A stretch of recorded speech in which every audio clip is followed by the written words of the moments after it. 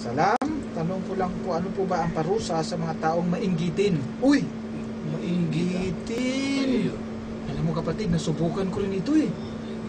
Oo, nasubukan ko rin ito kapatid. Na ako'y kinainggitan. Ano mo, kukwento muna tayo? Kwento wala, kwento. Tumawag sa akin. Actually kapatid, hindi ko talaga lubos maisip. Ano po? Na talagang may mga tao rin talaga na hindi lamang naiinggit, na-insecure pa sa'yo. Alam mo ba yung kapatid natin na si Ustad Barcelona talagang tumawag sa akin at nagbigay sa akin ng babala. Sabi niya, mag-ingat ka kapatid. Sapagkat may taong naiinggit sa'yo at insecure na insecure sa'yo. Sabi, sino po ba yun? Talaga naman sabi ko, ganun po ba? Hindi ko akalain mangyari yun ah. Buti na lang, tanong itong texter, ano daw ang parusa sa mga taong mainggitin? Ano daw ang parusa sa kanila kapatid? Na kung saan sila'y nainggit sila sa'yo. Iyon ko nga ba, talagang may taong ganito, ano ha? Yung mga naiinggit talaga. Well, wala naman pong sinabing, wala pa akong nabasang sila'y paparusahan. Ano po? Dito sa lupa, ano po? Pero siguro sa kabilang buhay kapatid, tiyak may kaparusahan niya, ano ha? Pero may hadis ang propeta kapatid. Ang sabi ng propeta Muhammad sallallahu alaihi wasallam, no? Na yung mga taong naiinggit, no? Yung kanilang magagandang gawain ay kinakain katulad ng pagkain ng apoy sa tuyong punong kahoy. Yung mga magagandang ginagawa niya, kinakain kapatid. Nawawala yun sa kanyang inggit. Katulad ng kinakain, pagkain ng apoy sa tuyong kahoy. Dapat po sa ating mga taong mga mainggitin, ano po, huwag kayong tumingin sa mga taong nakakataas sa inyo. Ang titingnan nyo, yung mga taong mas mababa sa iyo, para hindi ka magkakaroon ngayon ng inggit. Ano po kapatid? Kung titingnan mo yung mga taong mas nakakataas sa iyo, tiyak may inggit ka talaga. Maiinggit ka ngayon. Anong sabi ng propeta Muhammad sallallahu alaihi wasallam? Mag-ingat ka sapagkat yung mga gawain mong magaganda nawawala ng saysay yun. Katulad ng pagkain ng kinakain ng apoy, yung tuyong kahoy. Ganun din, unti-unti nawawala yung mga mabubuting gawain mo. Kaya kung ikaw ay mainggitin, insecure na insecure sa kanyang kapwa, aba magdadalawang isip ka na yan. No? See? Dalawang bagay lang doon sinabi ng mahal na propeta ang dapat mong kaingitan. Opo. Una, ang dapat mong kaingitan, yung taong nagbibigay ng kanyang kayamanan na ginagasta sa daan ng ala. Yan ang unang-unang bagay na kaingitan mo. Pangalawa, sinabi ng propeta, yung binigyan ng kaalaman tungkol sa kanyang pananampalataya. May kaalaman at in-apply mo sa iyong sarili. Allah, dalawa lang sinabi ng propeta ang dapat mong pagbigyan ng kainggitan. Maliban doon, wala na. Ibig sabihin kapatid, hindi pala po pwede na kung saan may inggit ako dahil matangos ang ilong mo. Wala yun. At ang ilong ko ay pango. Allah, ako, hindi ka ba kontento dahil ikaw binigyan ng alan ng ilong? Allah, kung pinalitan niya ng alan ng ilong ng gawin niya ang ilong ng unggoy. Ano po? O ilong ng gorilla. Delikado. Dapat na lang po siya magpasalamat. Sapagkat hindi ka pa natutuwa na kung saan yung ilong mo ay hindi ilong ng gorilla. Hindi ka ba natutuwa na ikaw ay merong dalawang kamay, dalawang paa, hindi ginawang apat ang paa mo? Hindi po ba kapatid? Hindi ka ba natutuwa na hindi ka naging katulad ng mga tao nakikita natin sa mga tabi-tabi na kung saan ay mga bulag, na kung saan ay nagpapalimos? Hindi po ba kapatid? Di pa dapat maging matuwa ka? Dapat yun sila ang titingnan mo? Di po ba? No? Huwag kang tumingin doon sa mga nakadikotse. Yes. Titingnan mo yung mga taong nasa tabi-tabi ng daan na kung saan naka-antipara yan, naka-sunglass. Tapos may dala-dalang lata. May dala-dalang tungkod. Nakaupo sa tabi. At kumakanta ng, alam mo anong kanta niya kapatid? Alam mo anong kanta niya? Ganito ang kanta niya, oh. Oh. Kanta muna tayo. Ganun ba? Hindi ba nakakaya to? Kailan? Kasi kasali din sa ating sasagot para pag maunawa nila. Ganun po ba? Kanta muna tayo. May bukas pa. ano ba? Pang video king ba? Pang video king? See? Di ba nakakaawa yung kapatid? Di po ba? No? May bukas. Naghahangad siya ng may bukas pa. Hindi nakakaawa yun. Yun dapat ang titingnan mo. Yung mga taong yan.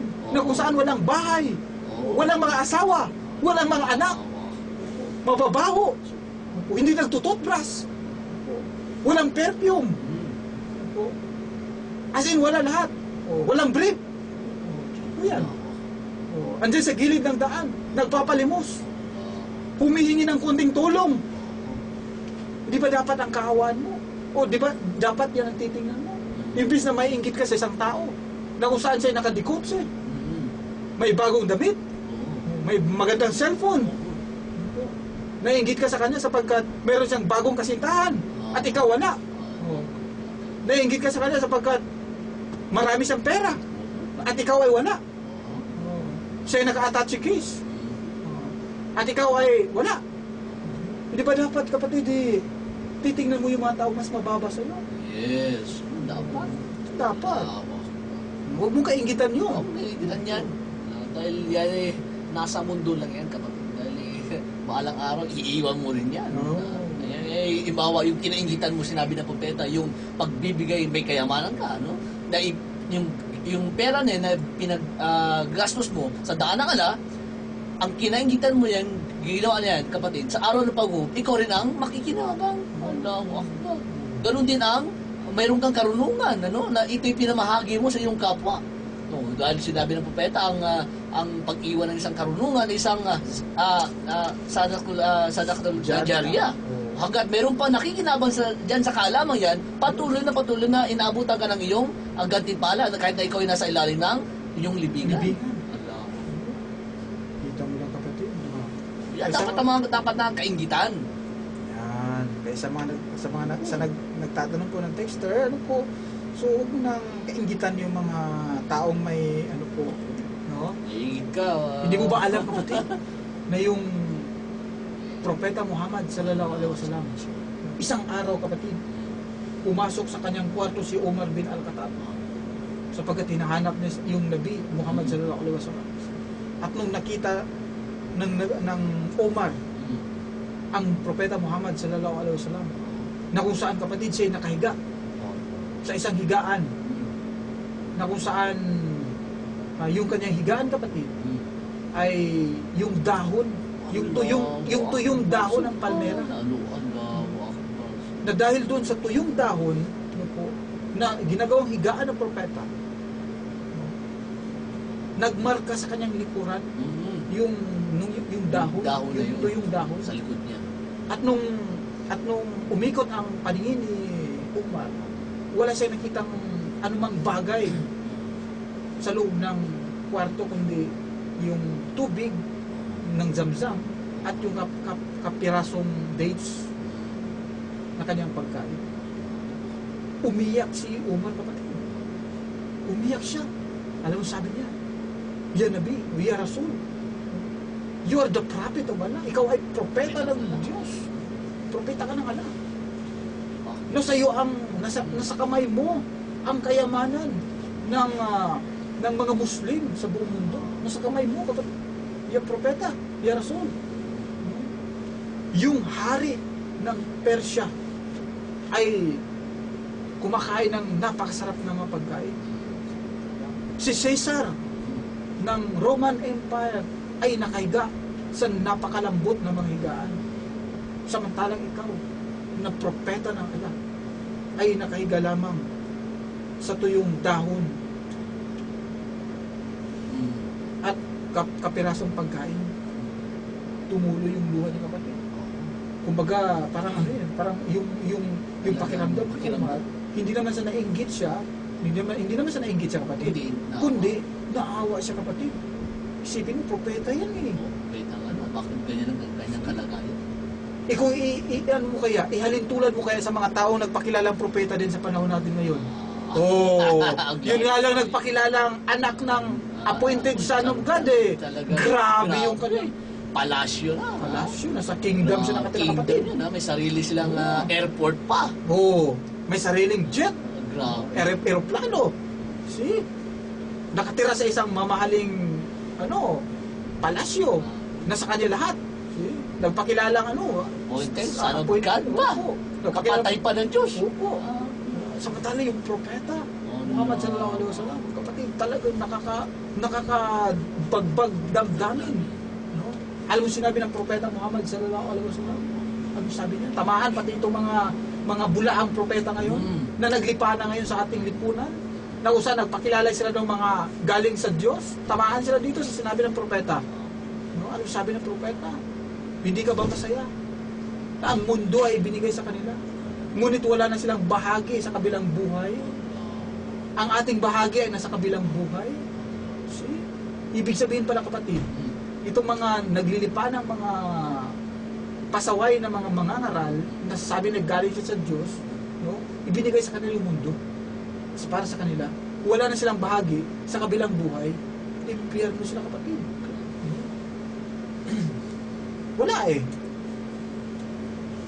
Kaya nakabawi yung pagtulo ng luha ni Omar eh. Sapagkat naalala niya, oo nga naman, talagang mas masarap pala ang buhay sa kabilang buhay. Sapagkat ang buhay sa mundo, maigsi lamang yun eh. Yung kasayahan na maaring malala sa mundong ito, kapatid, ay talagang maigsi lang. Kumpara sa kaligayahan na maaari mong matamasa sa kabilang buhay, panghabang buhay mo. Ganun yung pagkasabi. Hindi ko lang ako yung exact kung ano. Ganun yan eh. See? Kaya sa mga mainggitin, huwag kayong tumingin sa buhay sa mundo ito. Baka mundo yan. Ang isipin mo, yung kabilang buhay. Yan. Isipin mo yung kabilang buhay. Alam mo ba kapatid, may mga kapatid tayo mga tablig pa nga eh. Yung mga tablig na yun, parang iniiwan nila yung mundo eh. Yung mga, di ba? Kapatid, As in, parang baliwala sa kanilang mundo eh. Talagang ginagawa nila, talagang lahat-lahat pagsasamba sa Allah. Hindi na sila nainggit na ikaw may bago kang cellphone. May bago kang kotse. Magandang asawa mo. Hindi sila nainggit yan.